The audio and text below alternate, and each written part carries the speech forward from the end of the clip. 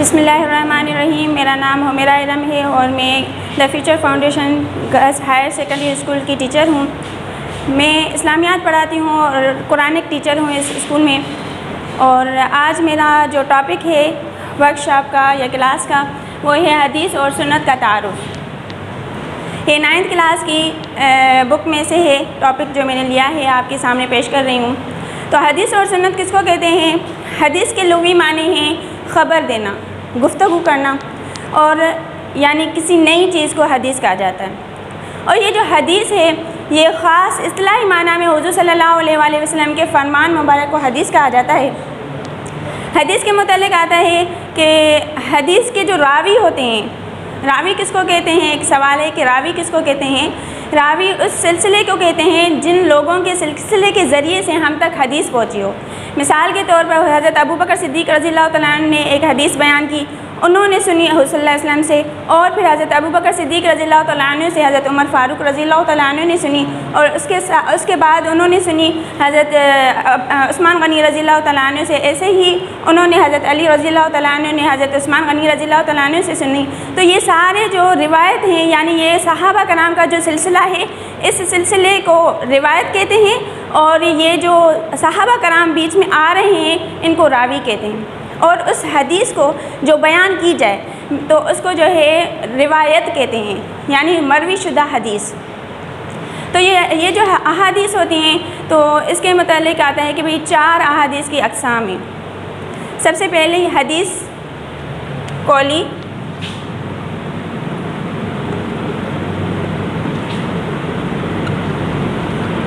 دوسرا حدیث فعلی،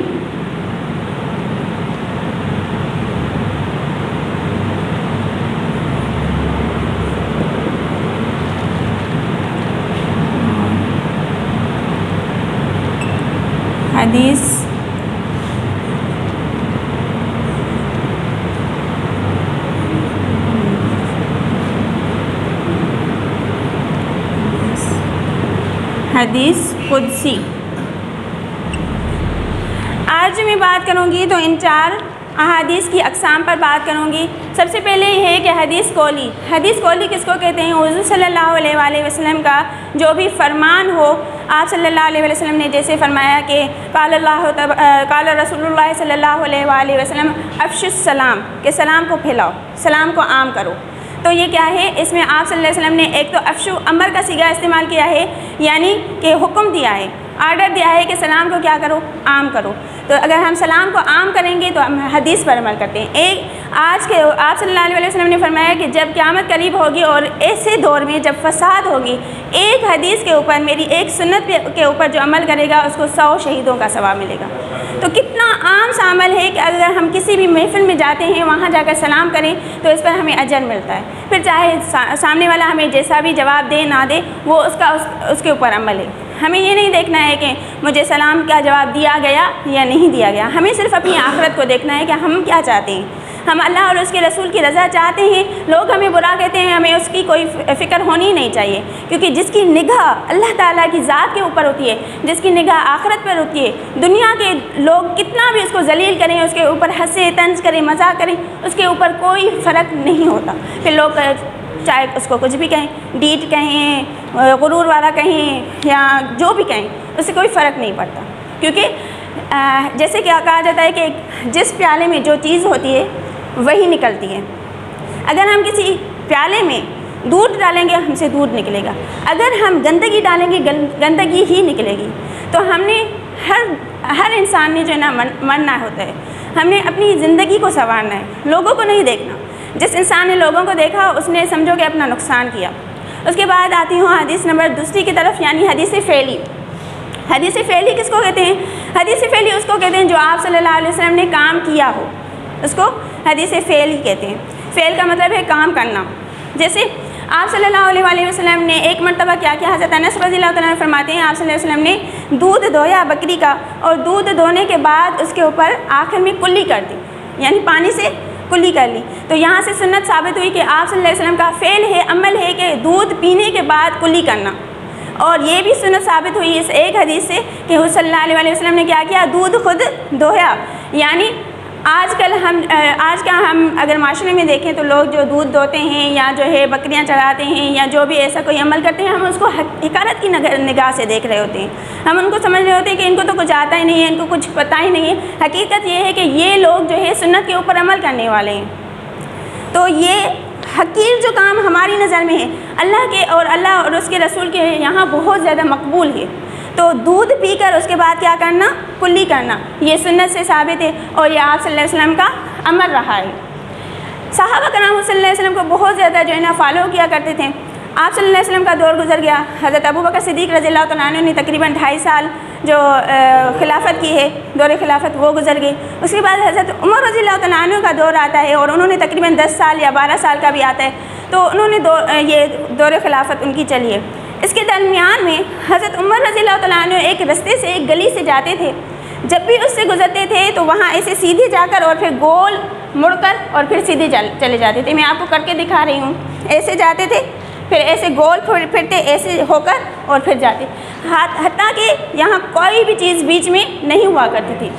صحابہ کرام نے پوچھا کہ اے امیر المومنین، آپ ایسے کیوں کرتے ہو جبکہ اس راستے پر کوئی بھی چیز موجود بھی نہیں ہے؟ آپ ایسے گزر رہے ہوتے ہیں جیسے کوئی کھڑا ہو یہاں. تو حضرت عمر رضی اللہ تعالیٰ نے فرمایا کہ جب آپ صلی اللہ علیہ وسلم حیات ہوا کرتے تھے اس وقت یہاں ایک درخت لگا ہوا ہوتا تھا. میرے نبی یہاں سے ایسے مڑ کر اور پھر جایا کرتے تھے، میں بھی یہاں سے مڑ کر جاؤں گا. تو یہ صحابہ کرام تھے جو سنتوں کی ایسی قدر کرتے تھے. آج ہم اپنے گریبانوں میں جا کے نہ ہمیں سنت کی قدر رہی ہے، نہ ہم قرآن کے اوپر عمل کرتے ہیں اور خود کو ہم مسلمان کہتے ہیں. ہم خود کو سب سے زیادہ اشرف سمجھ رہے ہوتے ہیں. تو میرا مقصد کوئی کسی کو جو ہے نا ہٹ کرنا نہیں ہے کہ کوئی اور سمجھے. میں اپنی اصلاح کر رہی ہوں. اس وقت میں کھڑی ہوں، میں آپ سے بات نہیں کر رہی ہوں، میں اپنی اصلاح کر رہی ہوں کہ مجھ میں بھی یہ باتیں پائی جاتی ہیں کہ ہمیں تکبر بہت زیادہ آ گیا ہے. تو ہمیں ایسا نہیں ہونا چاہیے. ہے امیر المومنین، منبر رسول پر بیٹھنے والے ہیں. سنت پر اتنا قدر ہے کہ آپ صلی اللہ علیہ وسلم کے زمانے میں اگر ایسے گول پھر کر جاتے تھے، میرا نبی ایسا کرتا تھا، میں بھی ایسے کروں. ہمارے اوپر سنت پر عمل کرنا مشکل ہو گیا ہے. کیوں؟ کیونکہ ہم نے دین کو مشکل سمجھ رکھا ہے.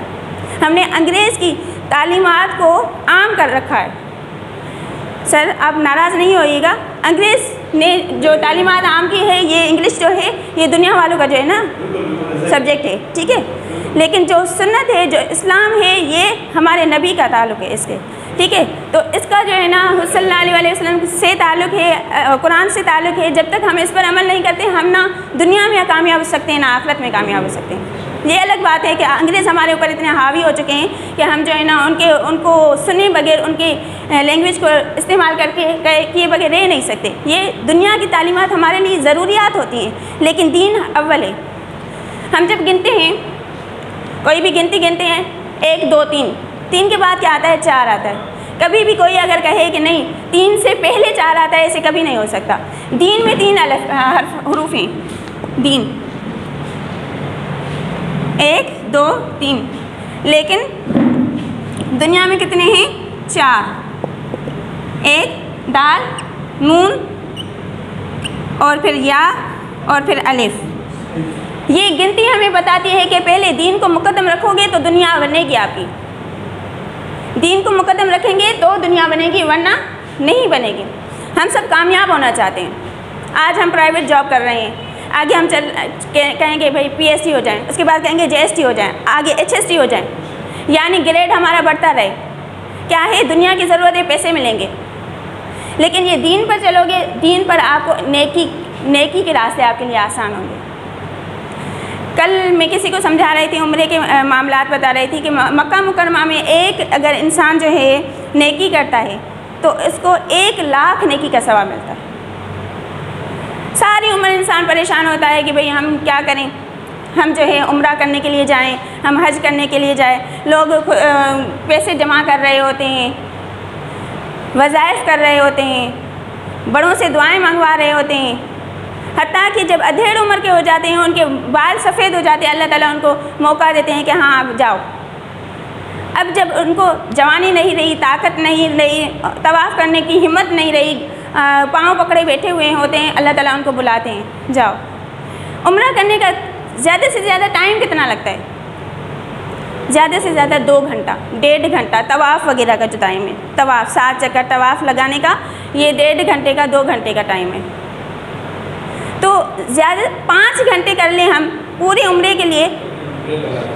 عام جو میں ان لوگوں کی بات کر رہی ہوں جو بڑی ایج کے ہوتے ہیں، جو گھوم نہیں سکتے، جو آہستہ آہستہ گھوم رہے ہوتے ہیں، تو 5 گھنٹے 3 گھنٹے 4 گھنٹے ہو جاتے ہیں۔ 4 گھنٹوں کے لیے 40 سال بندہ پریشان رہتا ہے۔ ایسی کیا چیز ہے آخر؟ اتنی اللہ تعالیٰ بیت اللہ کے اوپر اپنی تجلیات بھیجتے ہیں۔ بیت اللہ کے اوپر جب پہلی نظر وہاں جاتی ہے، جیسے انسان کی پہلی نظر جاتی ہے اس کے ماں باپ بھول جاتے ہیں، بیوی ہوگی شوہر بھول جائے گی، ماں ہوگی اولاد بھول جائے گی، سب چیزیں بھول جاتے ہیں۔ اس کے بعد جو ہے کہاں دھیان ہوتا ہے؟ صرف بیت اللہ کی عظمت پر دھیان ہوتا ہے۔ جب وہاں ہماری آنکھیں وہاں ہم جب دیکھتے ہیں، سارے دکھ پریشانیاں سب انسان بھول جاتا ہے، اور اللہ تعالیٰ اب چاہتے ہیں مانگو، کیا مانگتے ہو؟ انسان کے دل سے دنیا کی محبت ختم ہو چکی ہوتی ہے۔ وہ کہتا ہے میں آیا کیسے ہوں یہاں، میں کہاں تھا، میں کیسے زندگی گزاری، اتنے سارے گناہ کر کے 40 سال گناہ کیے، اور اب یہاں میں آیا ہوں، اب میرا کیا ہوگا؟ پھر وہ اس کو صرف اپنی ندامت رہتی ہے، وہ اللہ کے آگے جھکتا ہے، اللہ کو کہتا ہے یا اللہ میں گندا ہوں، بندہ ہوں، تیرا بندہ ہوں، تو مجھے معاف فرما۔ تو یہ اللہ تعالیٰ نے ایک محبت رکھی ہے اس میں بیت اللہ کو دیکھنے میں۔ کیا اللہ نعوذ باللہ اللہ تعالیٰ تو ہر جگہ موجود ہے نا، ایسے نہیں کہہ سکتے کہ کہیں موجود نہیں ہے، اللہ انسان کے دل میں رہتے ہیں۔ حدیث شریف میں آتا ہے کہ نہ میں زمینوں میں سماتا ہوں اور نہ میں آسمانوں میں سماتا ہوں۔ اللہ تعالیٰ فرماتے ہیں، حدیث قدسی ہے یہ، کہ میں زمینوں میں سماتا ہوں نہ آسمان میں سماتا ہوں، میں تو مومن بندے کے دل میں سماتا ہوں۔ دل میں کتنی محبت ہے، دل کو کتنا سنوارا۔ دل میں دنیا کی محبت تھی، دل میرا کہتا تھا کہ بھائی میں ٹی وی دیکھوں، دل کہتا تھا میرا کہ میں سانگ سنوں، دل کہتا تھا میرا کہ بھائی میں کسی اداکار کے شجرے کو بیٹھ کر پڑھوں کہ بھائی وہ کیا کیا تھا، اس کی شادی کس کے ساتھ ہونی تھی، کیا ہونا تھا۔ لیکن میں اس سب کو چھوڑ کر، اور اگر میں اپنے رب کو راضی کرتی ہوں یا آپ اپنے رب کو راضی کرتے ہو، حقیقت میں آپ انسان ہو وہ جس کے اوپر آپ رحمت نازل ہوتی ہے اللہ کی۔ ہر انسان میں اللہ تعالیٰ نے بہت ساری خصوصیات رکھی ہوتی ہیں۔ انسان کے قول سے، انسان کے فعل سے، انسان کے کردار سے ہمیں پتہ چل رہا ہوتا ہے کہ اس کی گیدرنگ کیسی ہے۔ لوگوں کی نظر میں جو برا ہوتا ہے حقیقت میں وہی اللہ تعالیٰ کی نظر میں بہت اچھا ہوتا ہے۔ مثال کے طور پر یہ مثال میں ایسے اس لیے دے رہی ہوں، حضور صلی اللہ علیہ وسلم نے ایک صحابہ کرام سے پوچھا کہ یہ جو بندہ دیکھ رہے ہو اس کے بارے میں آپ کا کیا خیال ہے؟ اس بندے کا حال کیا تھا؟ برنگیختہ حال تھے، بالکل بال جو ہے نا کنگھی نہیں دی ہوئی تھی، اور پرانے پھٹے کپڑے پہنے ہوئے تھے، ایسے بالکل بیکار سا لگ رہا تھا کہ یہ بھائی جو ہے نا بالکل فقیر انداز میں تھا۔ صحابہ کرام نے عرض کیا کہ اللہ کے رسول یہ ایسا بندہ ہے کہ اگر کسی کی گواہی دے گا، کسی کی شفاعت کرے گا، سفارش کرے گا، اس کی قبول نہیں کی جائے گی۔ یہ ایسا بندہ ہے کہ کہیں اگر رشتے کے لیے پیغام بھیجے گا تو اس کو کوئی بیٹی نہیں دے گا، اس کا رشتہ بھی نہیں ہوگا۔ اس کے بعد ایک بندہ تھا جو دیکھنے کی صورت میں مطلب بہت اچھا تھا، اس کو اچھے کپڑے پہنے ہوئے تھے، سب کچھ کیا ہوا تھا۔ اس کے بارے میں آپ صلی اللہ علیہ وسلم نے پوچھا اس کا کیا حال ہے، آپ اس کے بارے میں کیا فرماتے ہو؟ تو انہوں نے کہا کہ یہ اگر کسی کی سفارش کرے گا قبول ہو جائے گی، کہیں بھی کسی بھی کے بھی گھر مطلب رشتے کے لیے کہے گا یہ اس کی رشتہ قبول ہو جائے گا، اس کو رشتہ بھی مل جائے گا۔ تو صلی اللہ علیہ وسلم نے فرمایا حقیقت یہ ہے کہ یہ ایسا ہے کہ اگر جس کو آپ مطلب اہمیت نہیں دے رہے ہو، یہ اگر کہیں شفاعت کرے یا نہ کرے، لوگ اس کی قبول کریں نہ کریں، اس کا مرتبہ اس سے زیادہ ہے۔ کیوں؟ کیونکہ وہ جو فقیر ہوتا ہے، جو جس کے ایسے حالات ہوتے ہیں، وہ حقوق العباد پورے کر رہا ہوتا ہے۔ حقوق العباد کا اتنا مطلب آیا ہے کہ حقوق العباد اگر اس کے پورے ہیں انسان کے، تو پھر حقوق اللہ دیکھیں اللہ تعالیٰ نے کیا فرما دیا ہے کہ ہم جو ہے نا حقوق اللہ میں معاف کر دوں گا، لیکن بندوں کے حقوق کیا کر کے آؤ؟ معاف کروا کر آؤ۔ شرک والا اللہ تعالیٰ مشرک کو معاف نہیں کریں گے، اپنے حقوق معاف فرما دیں گے۔ ماں باپ کے نافرمان کو معاف نہیں کیا جائے گا حتیٰ کہ وہ معافی نہ منگوا کر آئے جب تک۔ ایک صحابی گزرے ہیں جن کا نام ہے حضرت اکرمہ رضی اللہ تعالیٰ عنہ۔ حضرت اکرمہ رضی اللہ تعالیٰ عنہ کی شادی ہو چکی تھی، ان کی ایک بوڑھی والدہ تھی۔ تو تو جب والدہ جو ہے نا بات کرتی تھی حضرت اکرمہ ان کی بات کو رد کیا کرتے تھے، بیوی کی بات کو اہمیت دیا کرتے تھے، جیسے کہ آج ہمارے معاشرے میں بھی ہوتا ہے۔ بیوی کو عقل نہیں آتی کہ یہ جو شوہر ہے تو میں اس کو غلط گائیڈ کیوں کر رہی ہوں، اور شوہر کو عقل نہیں آتی کہ یہ بیوی لائی بھی میری ماں ہے اور یہ صرف زندگی کا ساتھ لگائیں، لیکن ماں میری جنت ہے، اس کو یہ عقل نہیں آتی۔ یہاں مرد حضرات بیٹھے ہوئے ہیں ٹیچرز، تو میں یہ ایک بات کہنا چاہوں گی کہ آپ میں سے کوئی بے شک برا مانے، جیسا بھی مانے، میں یہ بات نہیں کروں، لیکن یہ ہے کہ انسان جو ہے نا مرد کے اوپر یہ ہوتا ہے کہ وہ توازن برقرار رکھے۔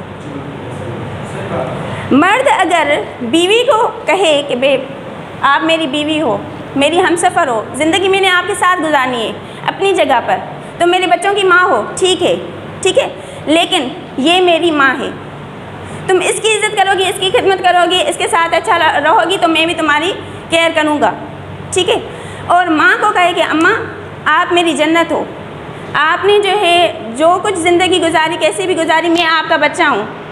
سانس کو یہ احساس ہونے لگتا ہے، جب شادی ہوتی ہے سانس کو احساس ہونے لگتا ہے میرا بیٹا تو میرے ہاتھ سے گیا، اب تو کوئی مل ہی نہیں سکتا، مطلب میرا اختیار، میری حکومت چلی گئی، میرا شوہر بھی فوت ہو گیا، اب میرا بیٹا تھا جس کے اوپر میں حکومت کرتی تھی، کوئی بات کہتی تھی، اس بوڑھی عورت کو اس کا غلطی بھی نہیں ہے، اس کے ذہن میں یہ بات آئے گی کیونکہ اس کا شوہر نہیں ہے۔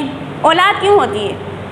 انسان اولاد سے اپنے بڑھاپے کی سہارا سمجھتا ہے اولاد کو، کہ اگر میں بوڑھا ہو جاؤں پانی کا گلاس مجھے دینے والا ہو، میرا نام لینے والا ہو، میں مر جاؤں میرے بعد میرا جو ہے نسل آگے بڑھے، مجھے یاد کیا جائے، مجھے جو ہے نا میری آخرت کا سہارا بنے، اس لیے ہوتی ہے نا۔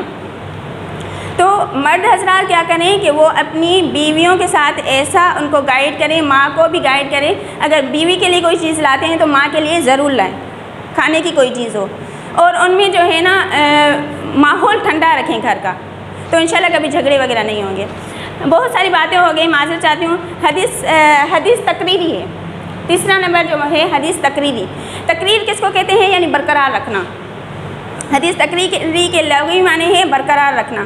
حضور صلی اللہ علیہ وآلہ وسلم کے سامنے کوئی کام کیا جائے اور آپ صلی اللہ علیہ وآلہ وسلم اس کو برقرار رکھیں، کوئی اس پر بات نہ کریں یا اس کو منع نہیں فرمائیں یا اس کو برقرار رکھیں کہ ہاں جو ہوتا ہے ہوتا رہے، تو پھر یہ حدیث تقریری ہے، یعنی وہ کام ہمارے لیے جائز ہو جاتا ہے۔ مثال کے طور پر حضرت انس رضی اللہ تعالیٰ عنہ فرماتے ہیں کہ میرا چھوٹا بھائی تھا اور اس کا نام ابو عمیر تھا، میرے چھوٹے بھائی نے ہمارے گھر میں بلبل پال رکھا تھا، تو بلبل کا جو پرندہ ہے یہ پال رکھا تھا اور وہ اس کے ساتھ کھیلا کرتا تھا۔ حضور صلی اللہ علیہ وآلہ وسلم ہمارے گھر میں آتے رہتے تھے، یعنی یہ ایک دفعہ کی بات نہیں ہے بلکہ بار بار کی بات ہے کہ حضور صلی اللہ علیہ وسلم ان کے گھر میں آتے رہتے تھے اور آپ صلی اللہ علیہ وآلہ وسلم نے کبھی اس پر منع نہیں فرمایا۔ تو یہ کیا ہوئی؟ حدیث تقریری ہو گئی۔ اس حدیث کے پیش نظر ہمیں معلوم ہوتا ہے کہ ہم بلبل کا بچہ پال سکتے ہیں، اور یہ بھی پتہ چلتا ہے کہ آپ صلی اللہ علیہ وسلم نے اس پر منع نہیں فرمایا، تو یہ جائز ہے۔ پھر اس کے بعد جو ہے نا ان احادیث پر بہت سارے اماموں کے اختلافات بھی ہوتے ہیں اور جو باتیں بھی ہوتی ہیں کہ جائز ہے نہیں ہے، پال سکتے ہیں نہیں پال سکتے، یہ علماء کرام کا کام ہے کہ وہ آپ کو گائیڈ کریں گے اگر کسی کو کوئی بات سمجھ میں نہیں آ رہی ہو تو، ٹھیک ہے۔ اس کے بعد ہے حدیث قدسی۔ حدیث قدسی وہ حدیث ہے جس کو اللہ تبارک و تعالیٰ کے رسول صلی اللہ علیہ وآلہ وسلم نے بیان فرمایا، الفاظ صلی اللہ علیہ وآلہ وسلم کے ہوں لیکن جو معنی اور مفہوم ہو وہ اللہ تبارک و تعالیٰ کا ہو۔ کیسے؟ اللہ تبارک و تعالیٰ نے فرمایا کہ اے آدم کی اولاد، آپ میرے بندوں کے اوپر خرچ کرو تو میں تمہارے اوپر خرچ کروں گا۔ تو یہ کیا ہے؟ حضرت آدم علیہ السلام کی اولاد یعنی ہم سے مخاطب ہو کر اللہ تعالیٰ کیا فرما رہے ہیں کہ اے آدم کی اولاد، آپ میرے بندوں کے اوپر خرچ کرو۔ اللہ تعالیٰ ان کو خود بھی دے سکتے تھے لیکن کہا میرے بندوں کے اوپر آپ خرچ کرو۔ یہ کیوں کہا؟ کیونکہ ہم میں سخاوت آئے، امیر امیر ہوتا جاتا ہے، غریب غریب ہوتا جاتا ہے، ہمیں اتنا مطلب غریب کے اوپر تھوڑا سا رحم نہیں آتا ہے۔ ہم سمجھ رہے ہوتے ہیں جو ہمیں مال ملا ہے وہ ہماری جاگیر ہے، بابا نے دیا ہے، دادا نے دیا ہے، میں نے خود کمایا ہے۔ حقیقت یہ ہے کہ حدیث شریف آتی ہے ارحموا فی الارض وارحموا فی السماء، تم زمین والوں پر رحم کرو، آسمان والا تمہارے اوپر رحم کرے گا۔ تو ہمیں کیا کرنا ہے کہ ہم نے اللہ کی مخلوق کے اوپر رحم کرنا ہے۔ قیامت کا دن ہوگا، اللہ تبارک، ہم نے بخاری شریف میں پڑھا تھا، تو اس میں ایک حدیث تھی، قیامت کا دن ہوگا، اللہ تبارک و تعالیٰ قیامت کے دن فرمائیں گے کہ اے بندے، میں تمہارے پاس بھوکا آیا تھا، تم نے مجھے کھانا کیوں نہیں دیا؟ بندہ حیران ہو جائے گا، اے اللہ آپ تو کھانے سے پاک، کیسے آپ نے، مطلب ہم کیسے دیتے؟ پھر فرمائیں گے میں پیاسا آیا تھا، تم نے مجھے پانی نہیں دیا۔ تو بندہ حیران ہو جائے گا، اللہ تعالیٰ قیامت کے دن اس کو بتائیں گے کہ تیرے گھر پر دروازے پر ایک فقیر آیا تھا، اس نے کہا اللہ کے نام پر دے، میں بھوکا ہوں، تو نے اس کو نہیں دیا۔ اس نے کہا میرے بچے کو کپڑے نہیں ہیں، تم نے اس کے کپڑے بھی اس کو نہیں پہنائے۔ اگر تو اس کو دیتا، ایسے سمجھ مجھ کو دیتا، کیونکہ یہ مال، یہ دولت، یہ کپڑے، یہ جائیداد سارا دیا میں نے تھا۔ تو ہمیں اللہ کے رزق سے دیتے ہوئے شرم نہیں کرنی چاہیے، تکبر نہیں کرنا چاہیے۔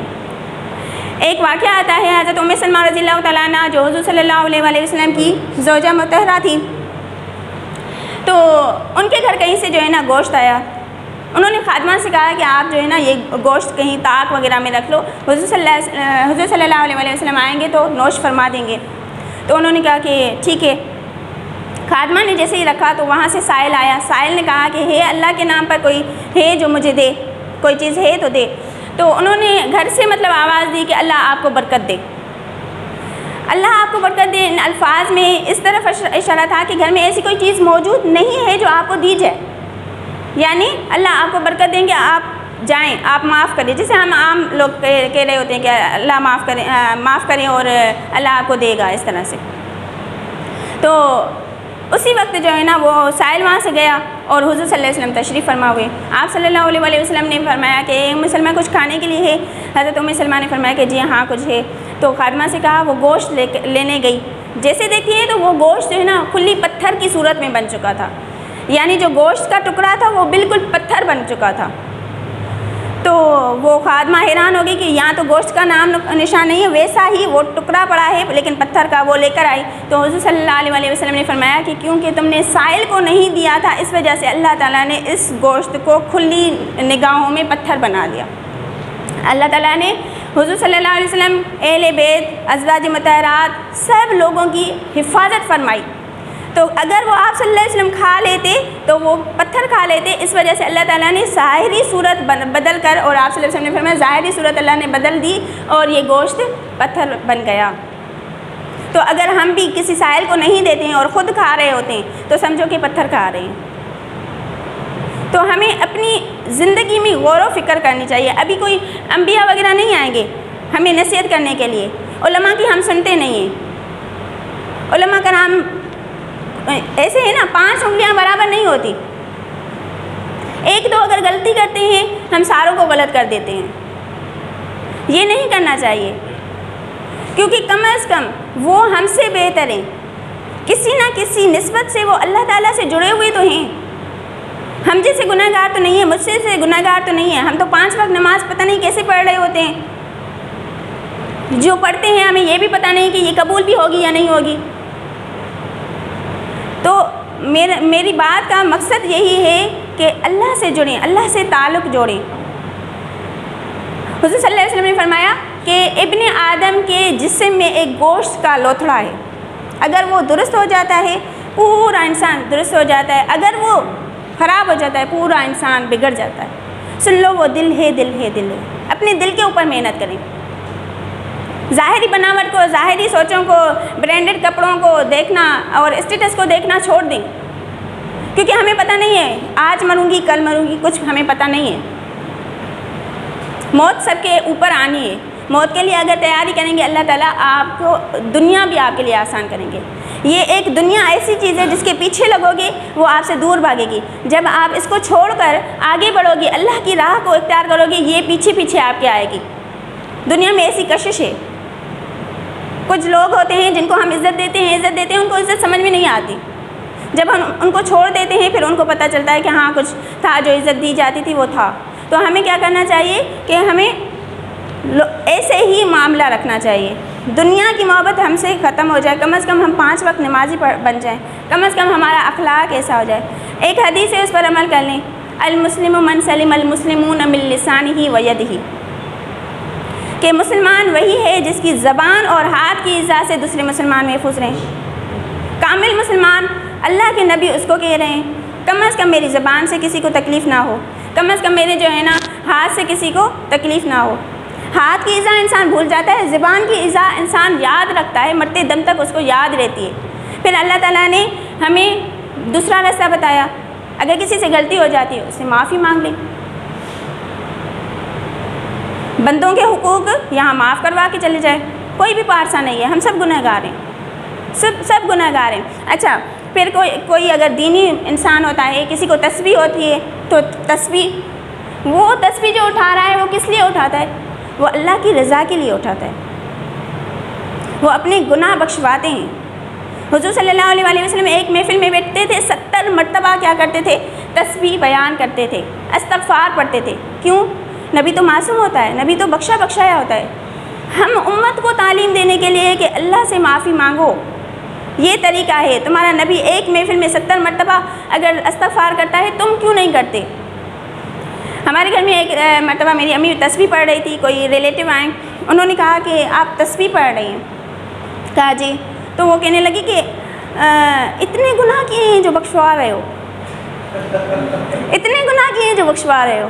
تسبیح تو وہ پڑھتا ہے جو گناہ کرتا ہے۔ یعنی ان بندوں کے وہ جو ہے امی کا کزن تھا، تو ان کے ذہن میں یہ بات نہیں تھی کہ بھائی ہم جو ہے گناہ گار سب ہیں، یعنی وہ خود کو بہت اعلیٰ سمجھ رہے تھے۔ تو امی نے کہا کہ جی، اور ہم سب گناہ گار ہیں، اللہ تعالیٰ کی رضا کے لیے بھی تسبیح پڑھتے ہیں، ضروری نہیں ہے کہ صرف گناہوں کے بخشوانے کے لیے، اور اللہ تعالیٰ معاف فرمائے۔ ہم سمجھ رہے ہوتے ہیں ہم جنت کے ٹھیکیدار ہیں، جنت میں تو میں پکی جاؤں گی۔ حقیقت یہ ہے کہ ایسا نہیں ہے۔ حضور صلی اللہ علیہ وسلم خود فرما رہے ہیں کہ جنت میں وہ انسان جائے گا جس کے اوپر اللہ کا فضل ہوگا۔ کوئی انسان اپنی نماز کے لیے، اپنی حج کی وجہ سے، اپنے عمرے کی وجہ سے، اپنے اچھے اخلاق کی وجہ سے، اپنے جاگیردار ہونے کی وجہ سے، اپنے جو ہے نا نسب اور مطلب نسل کی وجہ سے جنت میں نہیں جائے گا۔ یہ سارے عمل کرتے جائیں، لیکن اگر اللہ کے پاس نہ قبول ہیں، منظور نہیں ہے، تو اللہ تعالیٰ سے کوئی پوچھنے والا نہیں ہے۔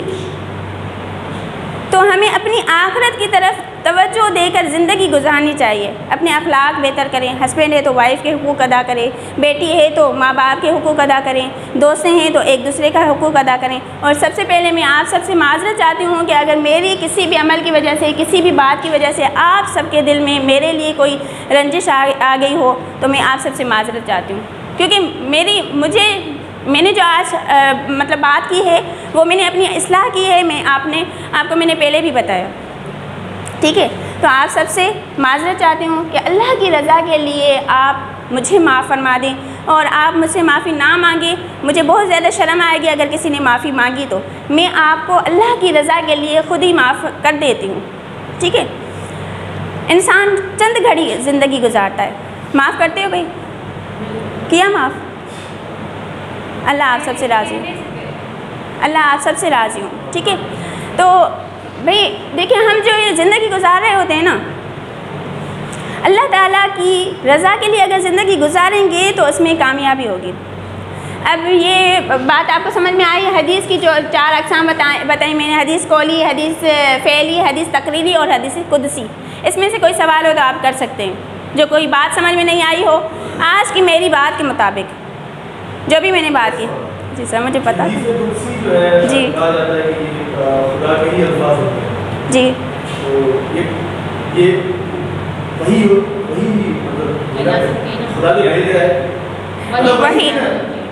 وہی وہ ہوتی ہے جو قرآن مجید میں اللہ تبارک و تعالیٰ نے فرمایا کہ یہ وحی ہے۔ آپ صلی اللہ علیہ وسلم کے پاس جب وحی ہوا کرتی تھی تو حضور صلی اللہ علیہ وسلم کو پتہ ہوتا تھا کہ یہ قرآن مجید میں درج کرنا ہے، تو آپ صلی اللہ علیہ وسلم کسی کاتب کو بلوا کر اور لکھوا لیتے تھے۔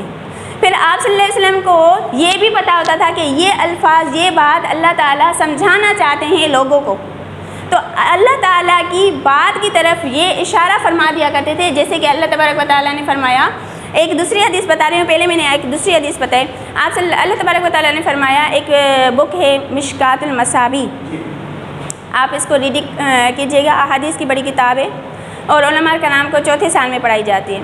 تو اس میں ایک حدیث آتی ہے کہ اللہ تعالیٰ نے فرمایا کہ اے ابن آدم تم زمانے کو برا بھلا نہ کہو. اے ابن آدم تم زمانے کو برا بھلا نہ کہو کیونکہ زمانہ میں ہی ہوں.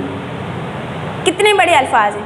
ہم عام روٹین میں کہہ رہے ہوتے ہیں زمانہ بہت خراب ہو گیا ہے، زمانے میں جو ہے نا شرابی آ گئے ہیں، زمانے میں مطلب چور آ گیا ہے، غیبت ہو گئی، یہ سارا ہم سوچ رہے ہوتے ہیں زمانہ بہت خراب ہو گیا. نعوذ باللہ اس طرح سے کہتے ہیں. حدیث میں ان الفاظ سے منع فرمایا گیا ہے کہ زمانے کو برا بھلا نہ کہو کیونکہ زمانہ میں ہی ہوں. اب یہاں کیا کریں؟ زمانہ تو مطلب زمانے سے ہم مراد کیا ہوتے ہیں؟ لوگ مراد ہوتے ہیں. تو اگر ہم لوگ کہیں تو پھر 4 لوگ ہمارے ساتھ بیٹھے ہوئے ہوں گے، وہ سوچیں گے بھئی یہ مجھے کہہ رہی ہے. تو ہم کیا کہیں؟ کون سا ایسا ورڈ استعمال کریں؟ تو اس حدیث کی تشریح میں یہ بات تھی کہ آپ ایسے کہیں کہ معاشرہ بہت خراب ہو چکا ہے، کیونکہ معاشرہ لوگوں کے ملنے سے بنتا ہے. 4-5 لوگ فیملی اور جو ہے محلے مل کر معاشرہ بنتا ہے. اور زمانہ جو ہے اللہ تعالیٰ نے کیا قرآن میں زمانے کی قسم کھائی ہے کہ مجھے زمانے کی قسم ہے. اے نبی میں تم سے ناراض نہیں ہوں، مجھے آپ کے رخسار کی قسم، مجھے آپ کے بالوں کی قسم. وَالضُّحَىٰ وَاللَّيْلِ إِذَا سَجَىٰ مَا وَدَّعَكَ رَبُّكَ وَمَا قَلَىٰ وَلَلْآخِرَةُ خَيْرٌ لَّكَ مِنَ الْأُولَىٰ وَلَسَوْفَ يُعْطِيكَ رَبُّكَ فَتَرْضَىٰ أَلَمْ يَجِدْكَ يَتِيمًا فَآوَىٰ وَوَجَدَكَ ضَالًّا فَهَدَىٰ وَوَجَدَكَ عَائِلًا فَأَغْنَىٰ فَأَمَّا الْيَتِيمَ فَلَا تَقْهَرْ وَأَمَّا السَّائِلَ فَلَا تَنْهَرْ وَأَمَّا بِنِعْمَةِ رَبِّكَ فَحَدِّثْ